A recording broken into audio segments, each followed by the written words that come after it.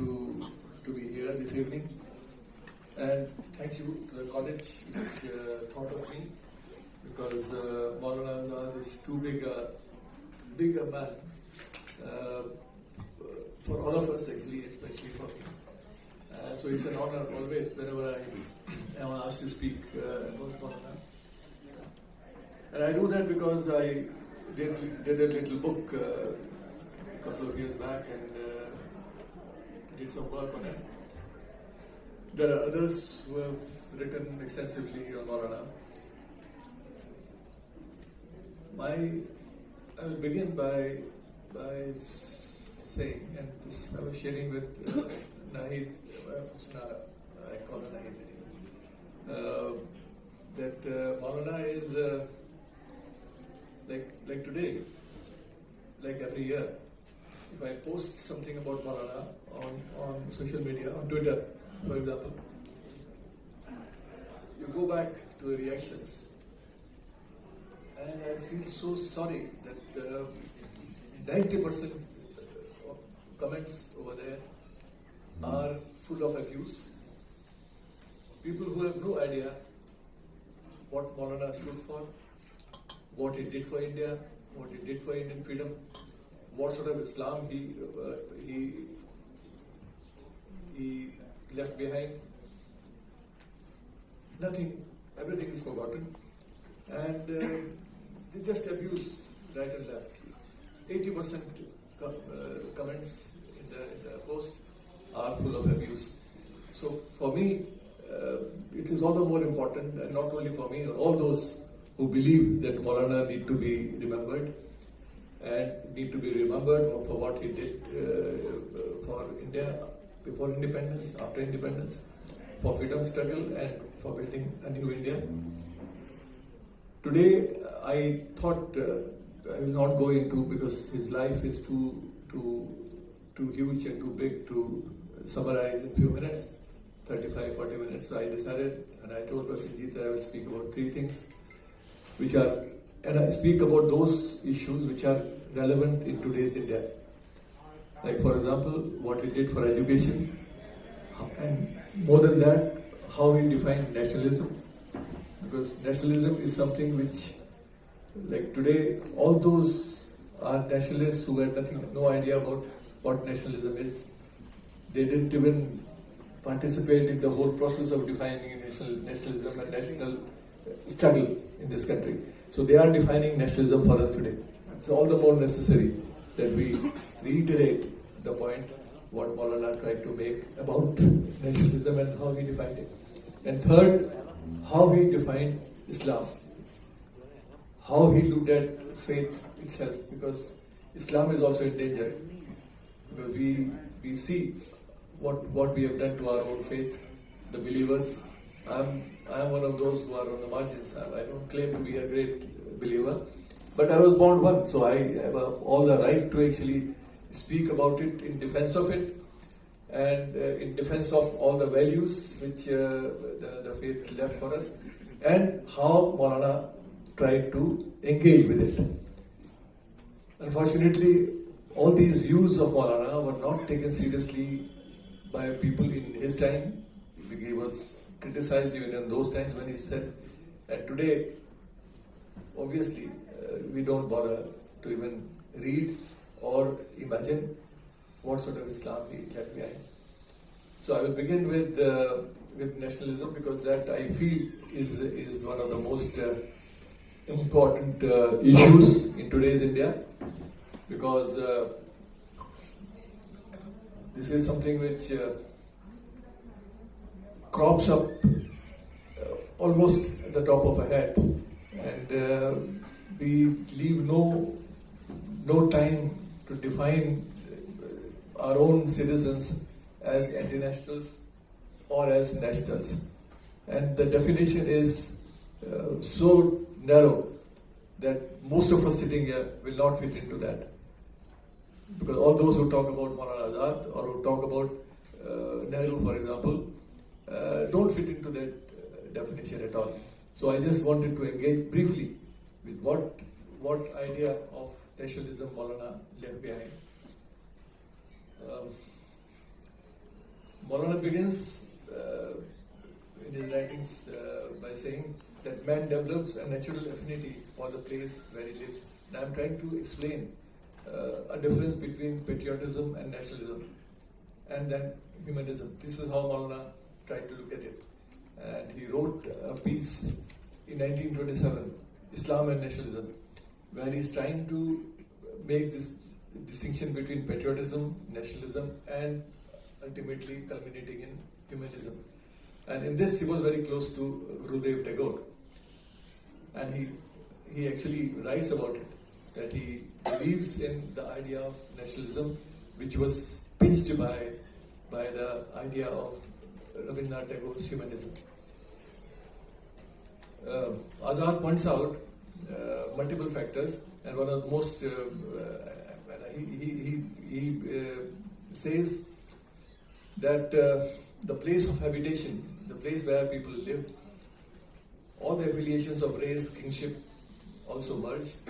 Maulana continued saying, man has his kith and kin at the place where he is born and brought up, and its very nook and corner becomes associated with their affections and memory. Maulana emphasized, after racial affiliation, man feels a kingship with his place of nativity, and gradually its hold becomes firmer. On patriotism, Maulana says that it is maturing of one's allegiance to the city-state. As civilization progresses and expands, man's contacts become more extensive, and the concept of city-state also starts to widen. Now, instead of his place of birth and habitat, man starts to regard the entire area as his native land. Gradually, the scope widens, and soon the concept of patriotism now encompasses an entire country. While writing this, Maulana is not alluding to any religion. He is talking of a human being, and this is important in today's India. And he is not talking of any religion for that matter. A citizen, maybe a Hindu or Muslim or a Christian or a Sikh, he is just talking about the person as a human being who goes through this process and acquires a special connect with the region and the country. This is patriotism for Azad, which no religion can question, including Islam. So this is how he tried to define. This is how patriotism is defined by him. Moving to the next stage, Maulana says that the consciousness of place and habitat creates a unit more common and extensive than race. It includes different tribes and races and unifies them. And then he comes here, he says, nationalism follows patriotism as the next stage of social consciousness. It connotes a wider scope of human relations, and encompassing all the earlier orbits creates a higher order of unity. Maulana moves to the final stage, and that's what I started with, where this process of evolution reaches maturity and completion, which is the stage of humanism and universalism. At this stage, man realizes that the boundaries and relative affiliations of human associations and areas that he had created were not actual and natural. True relationship is only one. The entire earth is man's native land. And I'm repeating these words, and that's why I brought this text a little bit. I'm not going to read the full. The rest of the things I'll just talk to you straight away. These words of Maulana I would have skipped otherwise, because I wanted to use his own words, which I have translated into English. At this stage, man realizes that the boundaries and relative affiliations of human associations and areas that he had created were not actual and natural. True relationship is only one. The entire earth is man's native land. So this is necessary in today's India, where we find when we indulge in othering among own citizens, in the name of religion, in the name of caste, in the name of language, all sorts of issues, all sorts of divisive tools we use to divide Indians. While Maulana says that the entire earth is man's native land. mankind one family, and all human beings are brothers.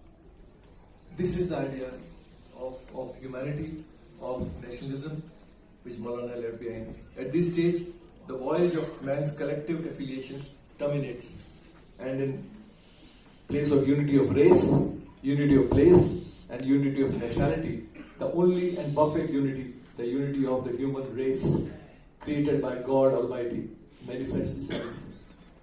So he's very, very clear that he is concerned about humanity. He is not concerned about the religious divisiveness of humans living in a country which he has defined earlier when he is defining patriotism and nationalism.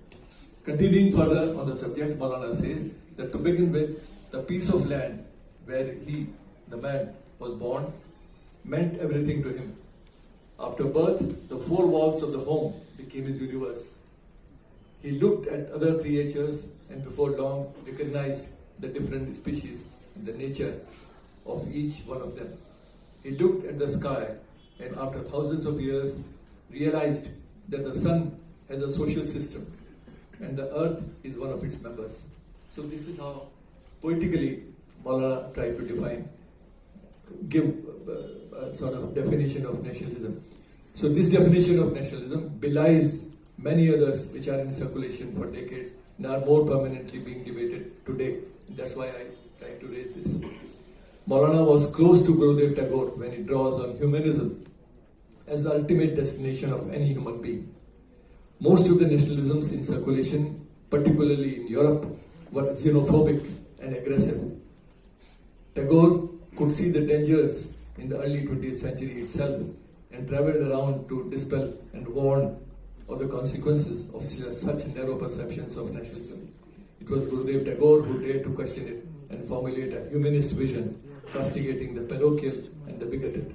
So this is like Tagore did it in 1916. That's when he published his little tract, Nationalism, after he travelled to Japan, Europe and America. And Maulana in those times was not a great internationalist in that period, in 1916. He was still in Islamic mode. He has not come out of that Islamic worldview. He comes out of it in 1920s, or in 1920 rather. But he was under Tagore's influence, and he writes repeatedly, refers to it again and again. So when we talk of nationalism today, we need to keep in mind what sort of nationalism Maulana stood for.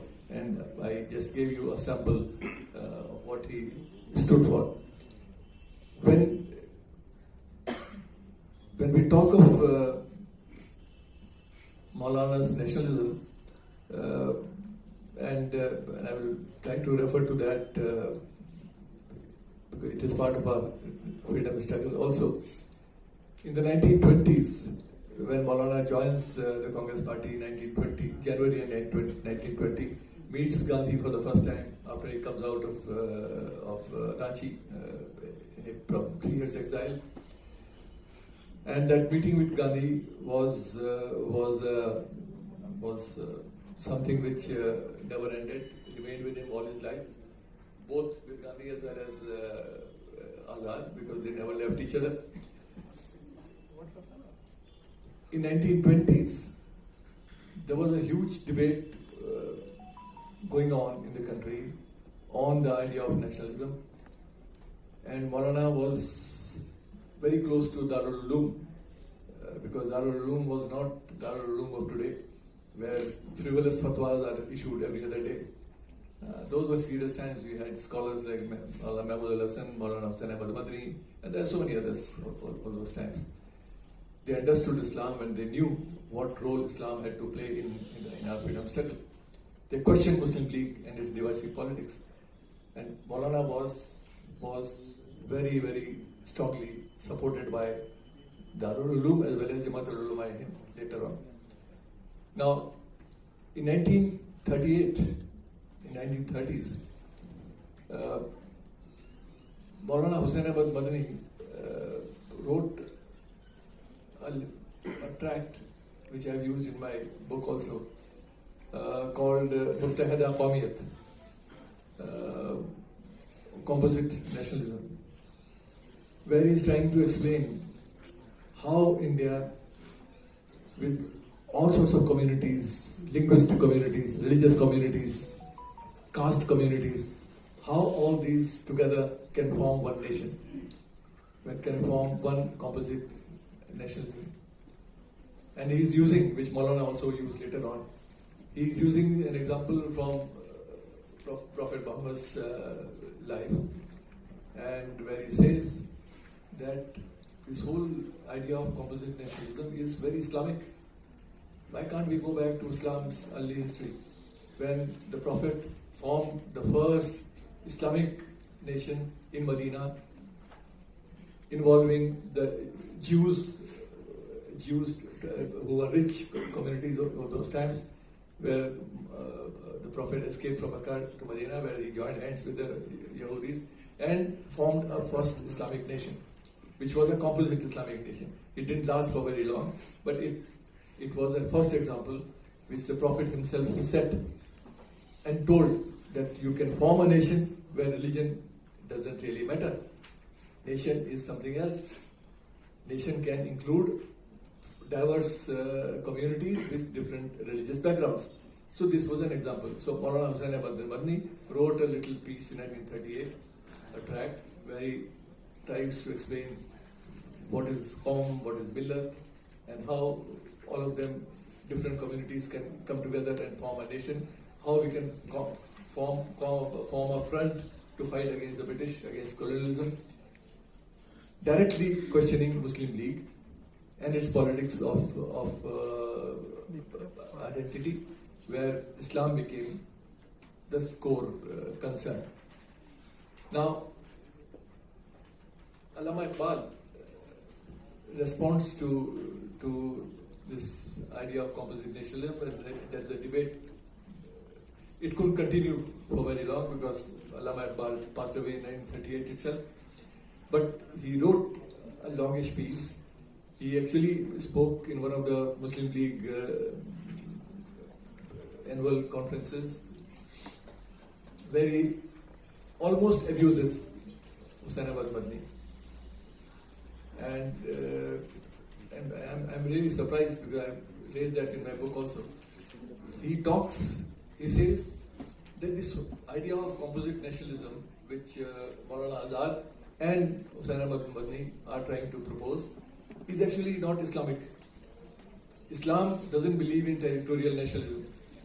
Islam has no boundaries. Islam is one nation, one religion. And so he goes in, I don't have time to get into all the details, but he goes into detail by condemning what Hussain Ahmad Madni wrote, and of course what Maulana Azad also agreed with.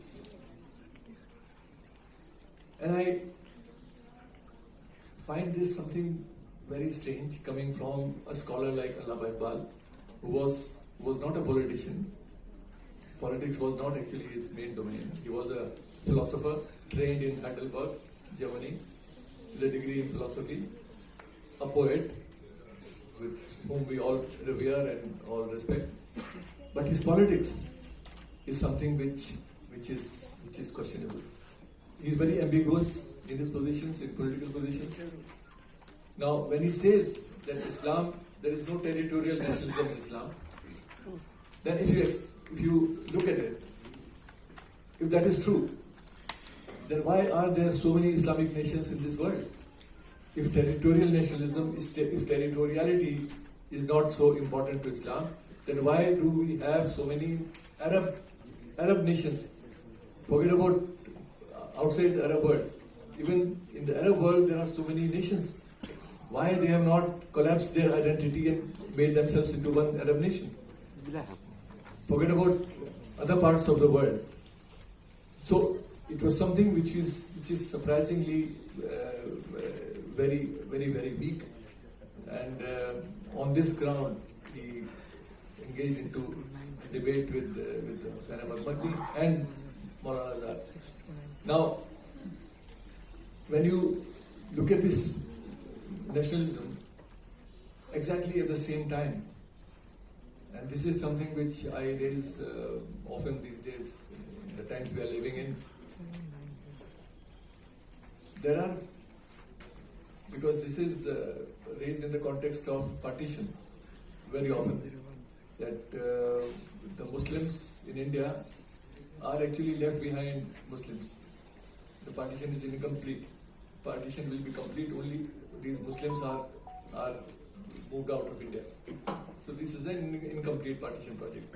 Without realizing that you are talking about this in a country where you yourself stayed away from this whole idea of composite nationalism, eclectic nationalism, because I did a little, not little actually, very big anthology on nationalism just a couple of years back, where I tried to include different nationalisms which were defined in India.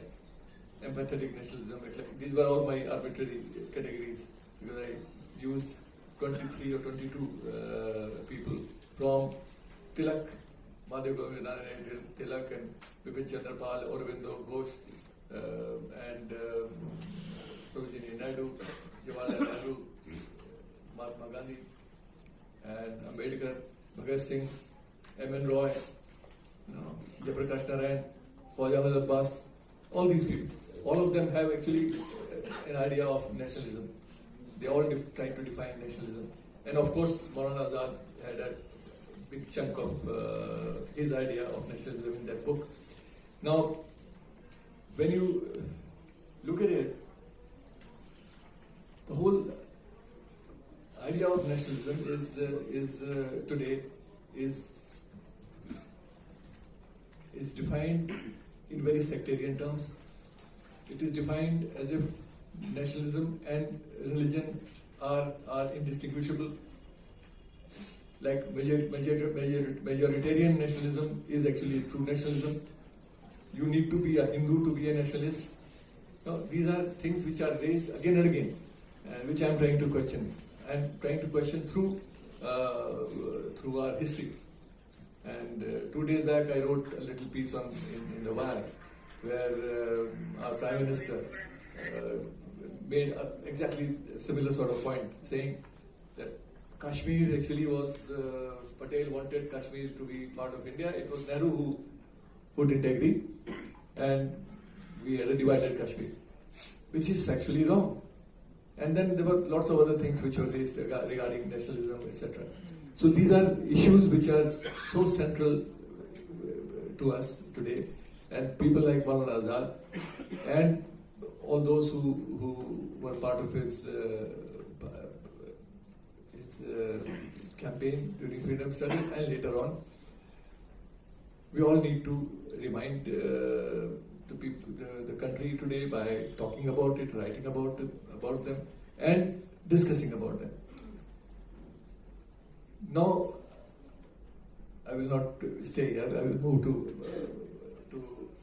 Islam, because I was told that I should speak about 30-35 minutes, 40 minutes at the most. When we talk of Islam, we need to know that Maulana, as the name suggests, was a Maulana and was a man of, was a scholar, Islamic scholar, born into a scholarly family. His father, Maulana Khairuddin, was actually not from Calcutta. He was from Delhi, and this is something which is forgotten. We hardly know his Delhi connection, because Maulana spent all his time in Calcutta. That was associated with him all his life. But his family migrated from Delhi to Hijaz just little before 1857. Large number of Muslim families left in those times. The family with erudition and education, they all felt threatened by the rise of the British. So they left, and most of them went to Hijaz, who were educated ones. And Maulana's family was one of them. So Maulana was born there. So he inherited a certain version of Islam from Maulana Khairuddin, who was a scholar himself. Now, when he gets this Islam from his father, he is not very comfortable. He believes that this inheritance, this taqleed, following tradition, is not really a good idea. Islam forces you or provokes you. Quran itself says again and again that use your mind. There is a huge emphasis, and this is the message for Muslims today, that Quran doesn't, Hafiz al-Quran and Alim al-Quran, they are two different things. And there is a huge emphasis on Hafiz al-Quran. I don't know why you have to actually respect Hafiz. Ande Hafiji, no? No, he's not blind with the eyes, he's blind, actually his mind also, because he has just crammed what the Quranic verses say. He can't understand. And that is a problem. This is something which I have raised in the book and I will touch upon here also. So there was no vernacularization of Islam. Vernacularization means Islam was passed on to the believers in Arabic. It was good for all those who speak Arabic, who understand Arabic, whose language is Arabic, so they could understand, they could engage with it. Maulana himself belongs to that category. Arabic was his mother tongue, and I have critically looked at Maulana in my book also, because he says that Islam is a very simple religion, Quran is a very simple book, and the Muslims should actually read and try to understand. So it was simple for Maulana because he knew the language. He came from a family of alims, of scholars. He could understand. A lay believer, a lay Muslim, who can't even read Urdu, forget about Quran, for Arabic, for him or her, understanding Quran is a huge problem. He has only one option. He can only cram it. And that's what he has been doing all these years. If Quran is available in the local language, and this is a very problematic issue, but I have tried to raise it in the book and I raise it elsewhere also. Because if you look at Hinduism, look at Ramayana, or Valmiki, which was in Sanskrit, it was Tulsidas who created Ramcharitmanas in the local language. And you know how terribly he was attacked by the Brahmins of those times. He had to run for his life. It was Abdul Rahim Khana, the noble in Akbar's court, who was Tulsidas's friend, who financially supported Tulsidas and saved his life. Tulsidas spent quite a few days actually escaping into a mosque to save his life from the Brahmins, because they were angry why he is actually indulging in putting the Ramayana into people's language. So this is something not exclusive to Islam. It is there in Hinduism as well. So this is what Maulana tried to raise, and he says, where I disagree with him, that Muslims should try to understand Quran and understand the book, read the book. They will read the book only, or they will understand the book only when they understand the language. If they don't understand the language, they can't critically engage with the book. And this is what has happened over the centuries. And the book has not been understood the way it should have been understood. And lots of other complex issues have risen. I'm not a scholar of Islam, so I can't claim to speak much about it. I'm talking only in the context of Maulana's understanding and what he thought is good for the believers. Now he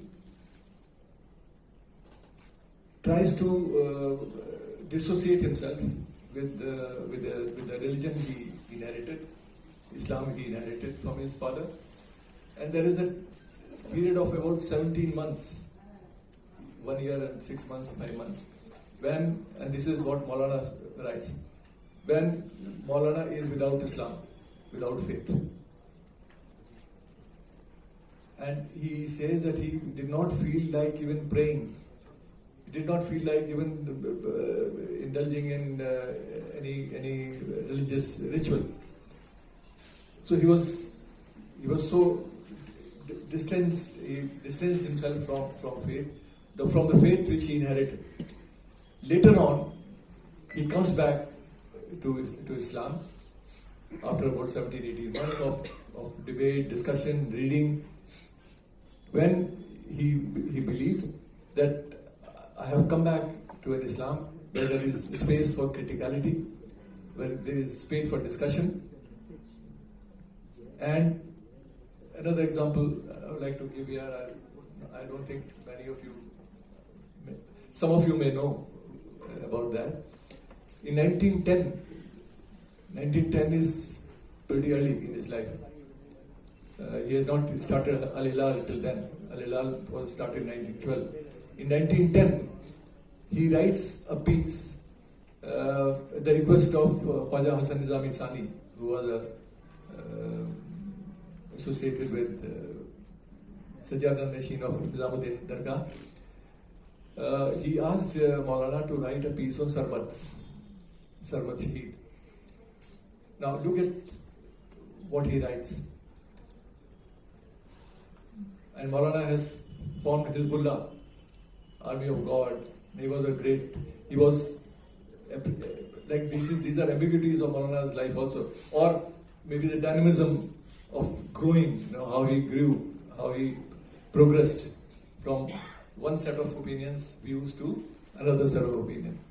Now in that piece, Maulana defends Sarbat, someone who was killed by Aurangzeb, who was a friend of Dara Shikoh, and who used to spend time with Dara Shikoh. He came to Delhi in 1654, and he used to spend a lot of time with Dara Shikoh.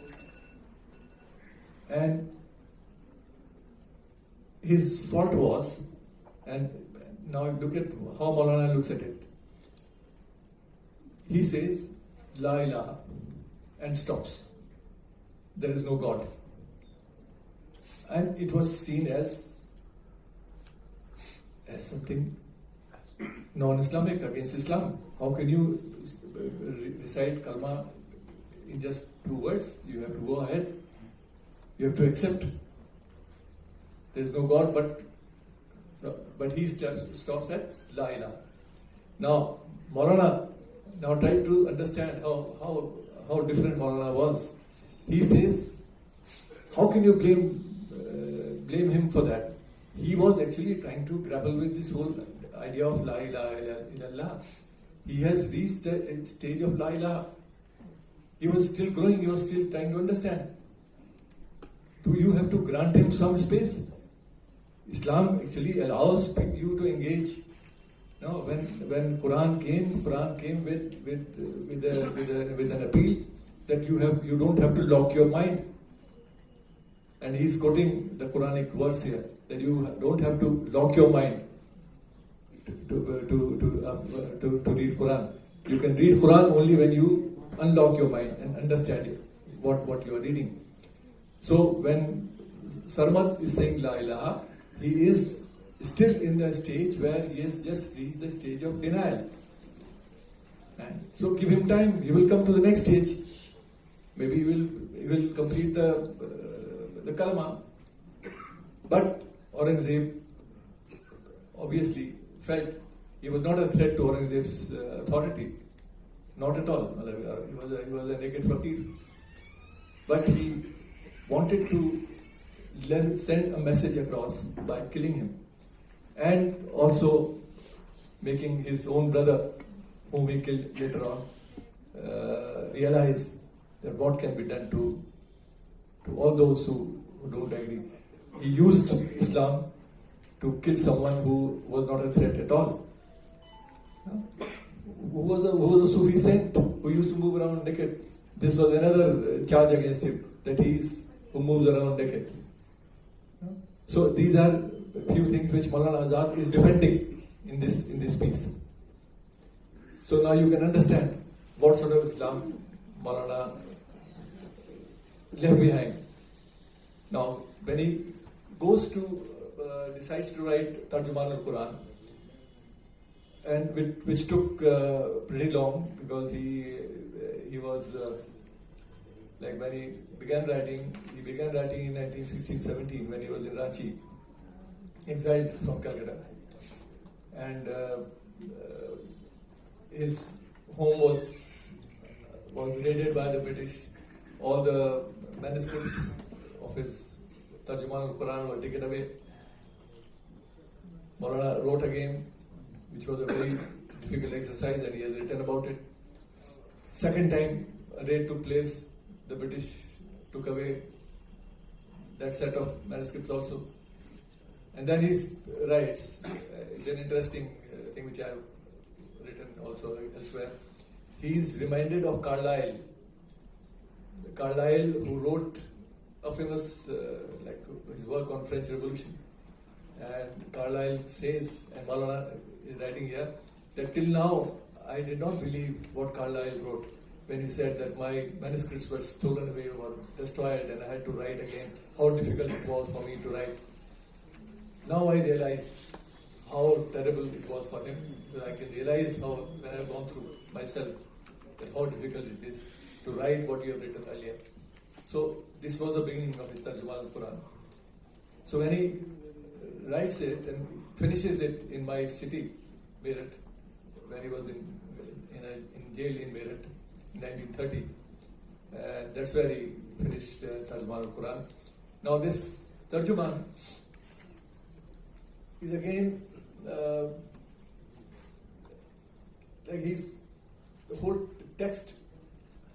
First of all, he starts with Surah Fatiha, and he's trying to explain and uses this whole expression Rabbul Alameen and tries to explain that the Quran itself says Rabbul Alameen. Quran never says Rabbul Muslimin. So when the Quran, Surah Fatiha says like this, so what right does Muslims have to exclude others from their alam, from their world? So Islam should not be exclusive. Islam should be integrative, should be inclusive. That is the spirit of Islam. And this is what Maulana tries to explain in this whole. And this I am saying that this is the spirit of whole Tarjuman al-Quran. The whole text, because he couldn't complete it. He could translate partially. Later on, he didn't get time to even complete the whole Quran. But this is the spirit with which he wrote. And then there is a comparative religion perspective. And he believes, and he says, writes also, that you don't have to put Islam at a pedestal.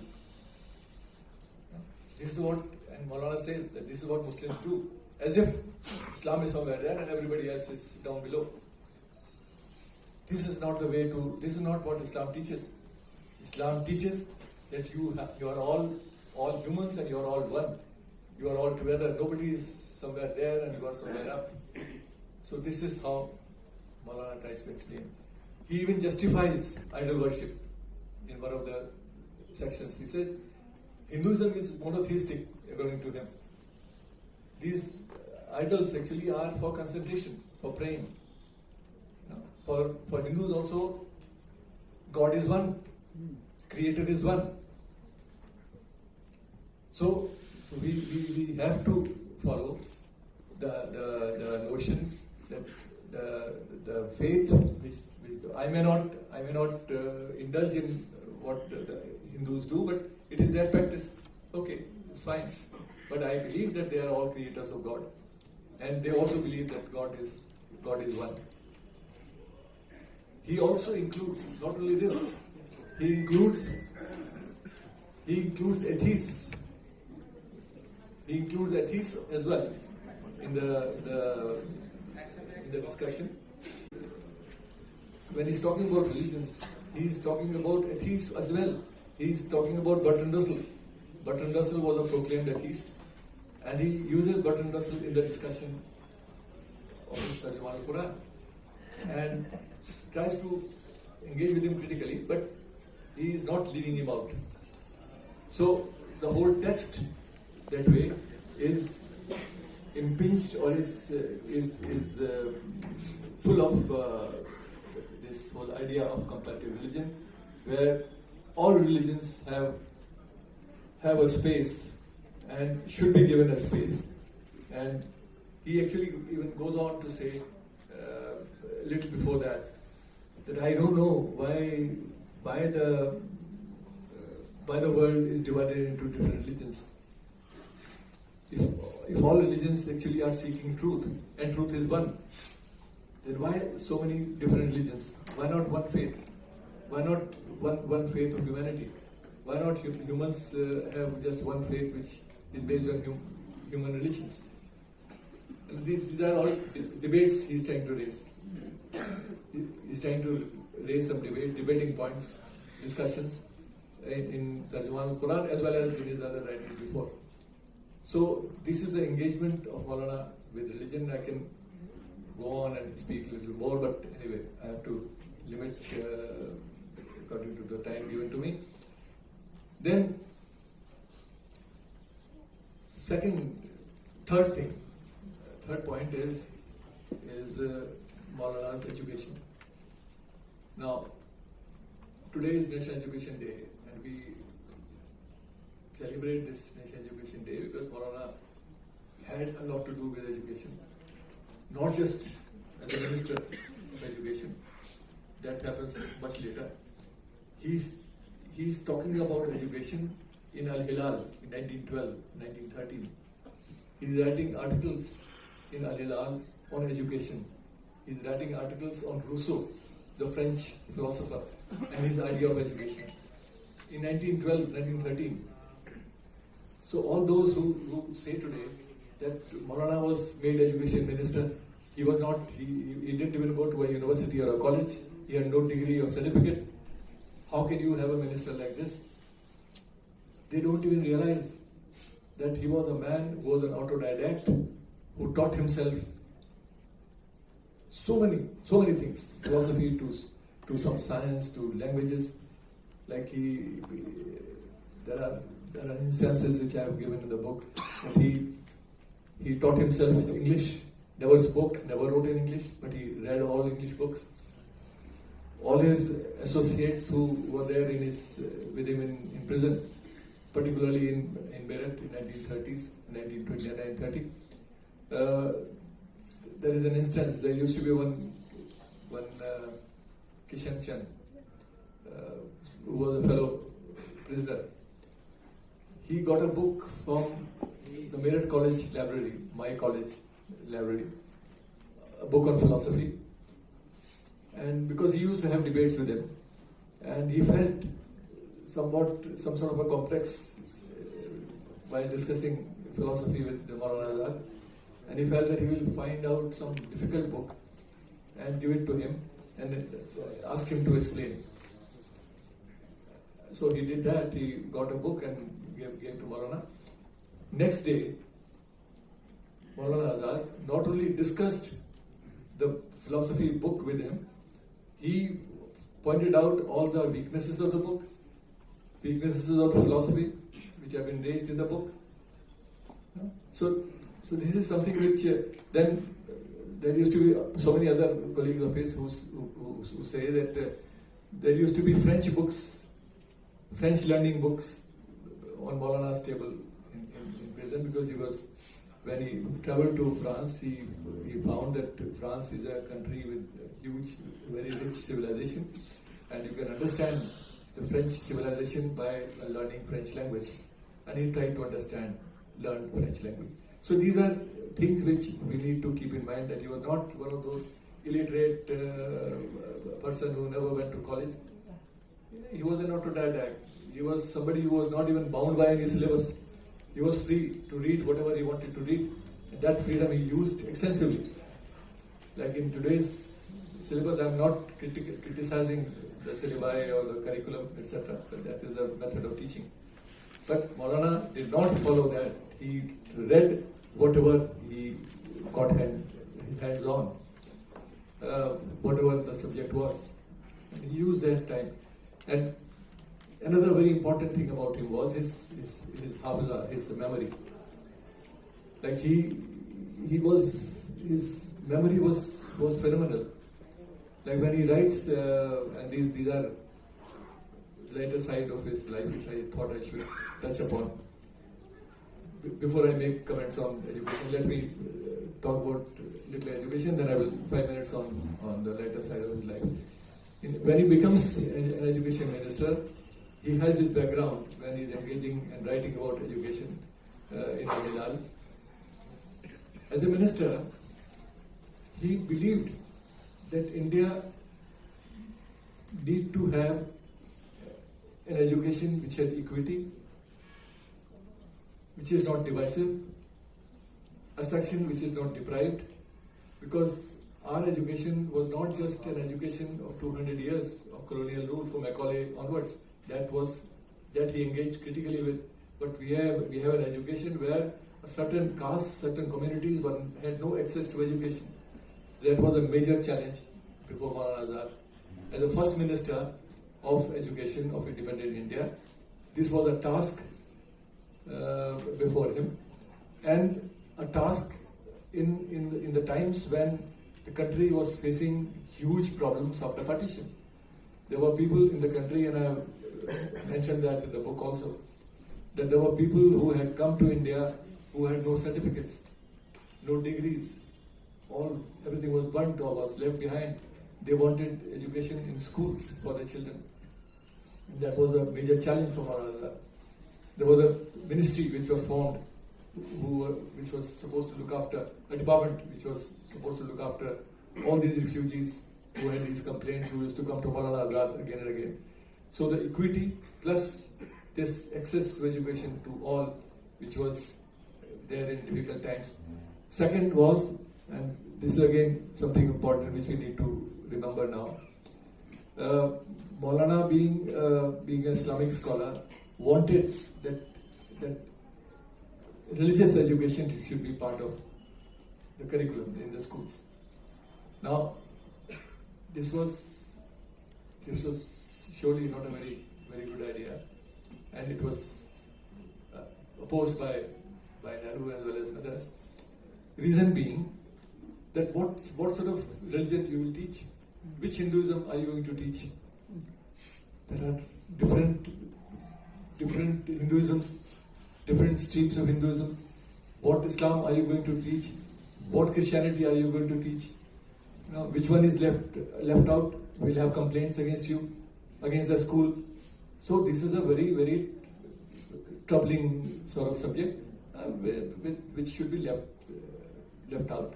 We should stick to our secular idea of education. Religious education is a very private affair. The families will look after their children. So ultimately it was given up. And there was a debate, and Maulana was part of it in the Constituent Assembly as well. Then, soon after he took over the Ministry of Education, he was not just a Minister for Education. That's what we keep talking about. He was a Minister for Science, a Minister for Culture. He had 3 ministries, and all 3 was extremely important because all 3 were pillars on which new India need to be built: on education, on culture, on science, and culture particularly because the British had no use of any culture. They didn't want to waste any time, any money on culture because they didn't have a very great idea about Indian culture.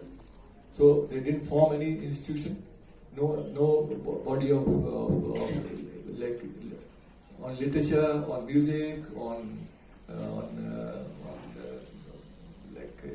art, cottage industries, etc.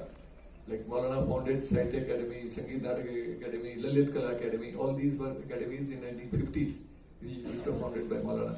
So these are all part of. Then Maulana had a firm faith. And this is something very important which we don't consider in today's India, unfortunately. He believed that culture and art should be central to education. Culture should be central to the education we impart. So culture is not something which is separate. Culture should be part of education. And this is how, and he wrote extensively, he spoke at different programs, forums on this idea of culture and education, and he tried to follow that in his 10 years work. And I've called this 1950s as a very formative decade. Like it's a foundational decade, a decade when the foundations of modern India were laid. The rest of the things followed later, but 1950s was the decade in which Maulana Azad took over the responsibility of these three departments, where foundations of modern India were laid. Obviously, Jawaharlal Nehru played a key role along with Maulana Azad, but being a minister, he was part of most of the planning which took place. Whether it was CSIR, whether it was University Grants Commission, whether it was IIM, IITs, all of them were founded during Maulana Azad's time. And this is a major contribution which we need to remember in today's India. Now, on the lighter side of Maulana, and I can go on this, but it will be too long. Like, for example, Maulana wrote a beautiful, it was not a book actually, it was not supposed to be a book, which we call Mubarak Khatir. He was in prison in Ahmednagar Fort, where he wrote first letter to one of his very senior friend, who was older to him, but they were very close to each other, Maulana Habib in Aligarh. And that letter, after writing that letter, the British jailer told him that in this prison, you are not supposed to post letters. You are not allowed to post letters. So Maulana was very, very disturbed. But then he felt that, okay, if you don't post it, doesn't matter, I will keep writing. So he made a file and he kept writing letters on different subjects, very philosophical subjects, very mundane subjects, and some subjects which were very interesting in today's India. For example, he wrote a beautiful piece on happiness. He said, why one should be like grim? Why should one move around with this grim face? Because this is antisocial. If you do this, you actually spread unhappiness around you. You need to be happy. And then he quotes Andre Gide, he quotes Chinese philosophers, he quotes all sorts of people, he quotes lots of couplets in support of what he is writing. And so these are interesting, very, very interesting things. Then he writes about his favorite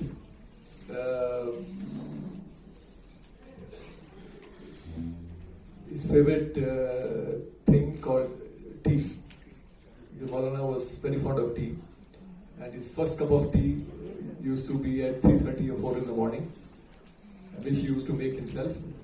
And that tea was Chinese jasmine tea. And he had access to all that, being a resident of Calcutta, because Calcutta had a huge Chinese connection, pretty old one, where he could, from Chinatown, could procure white jasmine tea. And he used to carry that jasmine tea with him whenever he was sent into prison. Now, in Ahmednagar Fort, again, he carried that. When he's writing about it, and there is a longish letter, about 7-8 pages, and he says that, no, in this country, it's very difficult. I can't even invite anybody to have tea with me, because here people have tea which is called tea, and it is actually sharbat. The Britishers have taught them to have tea with sugar and milk. I don't know what tea is this. This is not something which Chinese have produced. This is something which the Britishers have produced for Indians. And so there is only one person with whom I believe I can have tea, and that is Jawaharlal Nehru. But he is also not very fond of jasmine tea. He takes that black tea. He only avoids sugar and milk, but that tea which he uses is also not actually tea. So he is also not a good company to invite. Now then he says that he's sleeping next to me and snoring. And he actually speaks while he snores, because he is a very emotional man. He's engaging with himself in his sleep. So these are interesting things which Maulana writes in that. Then the last chapter which I thought I should talk about is the chapter on, and this chapter was written in the third edition, in the 1946 edition of Mubarak Khatir, which was the third one. The earlier editions didn't have this chapter, and this is on music. And this is interesting because being an Islamic scholar, where music raises eyebrows among Muslims, and lots of them, without realizing that how central music has been to Islam for centuries, from Prophet's time. And Maulana talks about that, and talks about the Mughal period, the Sultanate period, and all sorts of musicians which were there. Then his own training in playing sitar, and that is an experience he narrates about Kolkata. That when his father used to meet his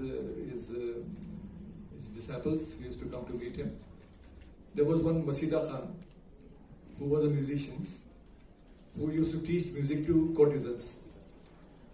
So, because he used to teach courtesans music, so his father, Maulana Khairuddin, did not make him his disciple. But he used to come every day and plead that I want to be your. So now Maulana, as a young man, young boy, got hold of him and convinced him that I will come to your place, spend some time, you teach me sitar. So Maulana learnt playing sitar for 3 years. And then he writes that I went to Agra, and on the moonlit night I spent the whole night playing sitar, sitting behind the Taj Mahal on the Yamuna river. So this is how Maulana was. Maulana was a different person altogether. His Islam, his life, his education, his philosophy, and his lifestyle, which includes tea, was exemplary, which was very, very different. And what we need to remember today is all this, which I have briefly presented before you, because in today's India, we do not even care to read about anything, not only about Maulana Azad, even about others. But these were people who, like we all the time keep talking about differences. That Sardar Patel used to fight with Nehru, Azad fought with Nehru, Azad had differences with somebody, Bose had differences with Gandhi. Now it looks as if these people were not fighting the British, they were fighting amongst themselves. This is the sort of message. They don't realize that these people were not pygmies like today's leaders. Today's leaders are pygmies. They have no idea what they are saying or what they are speaking. They have never. Most of them have not read even a single book in their lives. So if you don't read, if you don't make any sense when you speak, then how can you talk about these people? These people were not just political leaders. Most of them were scholars. Like in Ahmednagar prison, there were 3 or 4 books which were produced in that prison. Sardar Patel was not fond of writing. He was fond of reading and playing chess. And that's what he did in Ahmednagar Fort prison. He used the library of the Ahmednagar Fort prison and extensively read whatever was available. Maulana Azad produced this Mubarak Khatir.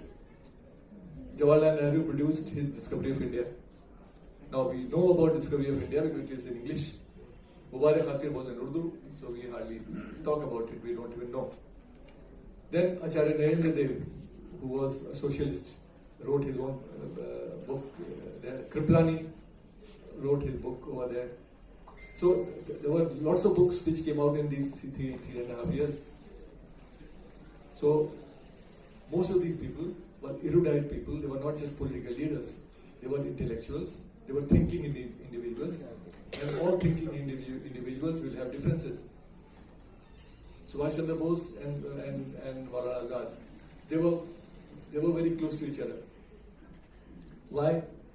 Because both of them had common guru, common political guru. Who was that? C.R. Das. C.R. Das was a common political guru of Maulana Azad as well as Subhash Chandra Bose. And this is what brought them together.